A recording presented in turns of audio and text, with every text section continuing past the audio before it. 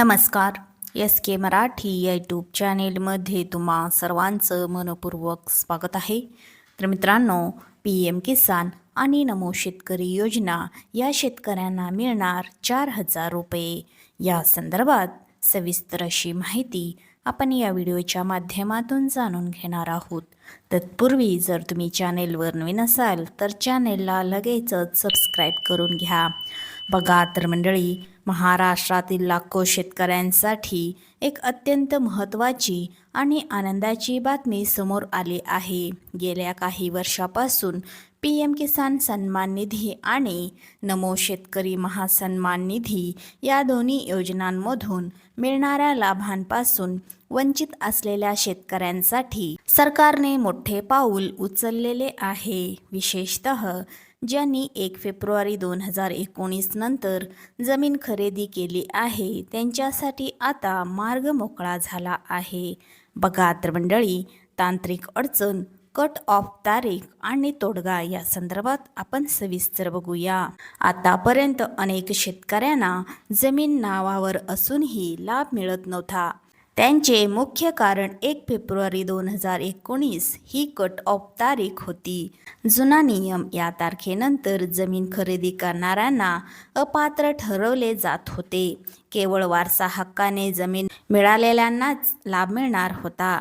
नवीन update. पंढरपूरचे आमदार समाधान अवताडे यांनी विधानसभेत हा प्रश्न उपस्थित केल्यानंतर कृषी मंत्र्याने सकारात्मक आश्वासन दिले आहे.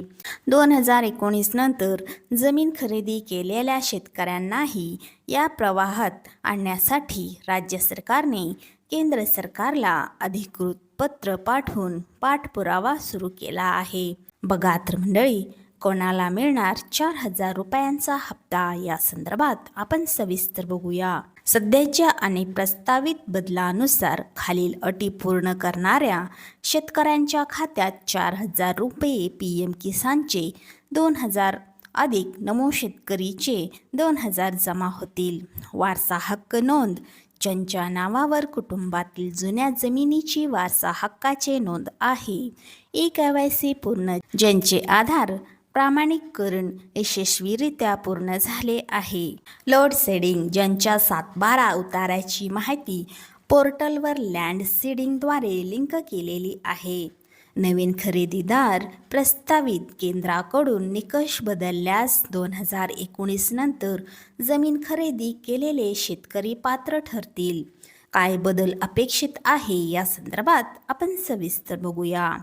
जर केंद्र सरकारने निकषामध्ये बदल केला तर महाराष्ट्रातील लाखो नवीन शेतकऱ्यांना वर्षाला मिळणाऱ्या 12,000 रुपयांच्या केंद्र सरकार 6,000 अधिक राज्य सरकार 6,000 मदतीचा लाभ घेता येईल. त्यामुळे ग्रामीण अर्थव्यवस्थेला मोठी चालना मिळेल आणि नवीन शेतकऱ्यांना शेतीत टिकून राहण्यासाठी प्रोत्साहन मिळेल. शेतकऱ्यांसाठी महत्त्वाच्या सूचना या संदर्भात आपण सविस्तर बघूया.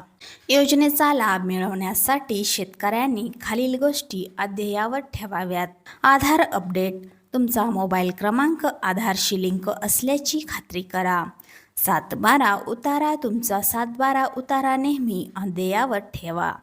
बँक खाते सक्रिय असून ते आधारशी जोडलेले असावे. सरकारच्या या सकारात्मक भूमिकेमुळे PM किसान आणि नमो शेतकरी या दोन्ही योजनांमधील लाभ खऱ्या अर्थाने गरजू आणि नवीन शेतकऱ्यांपर्यंत पोहोचू शकणार आहे.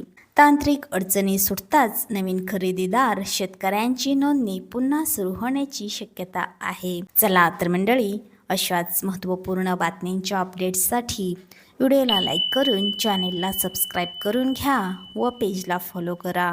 धन्यवाद.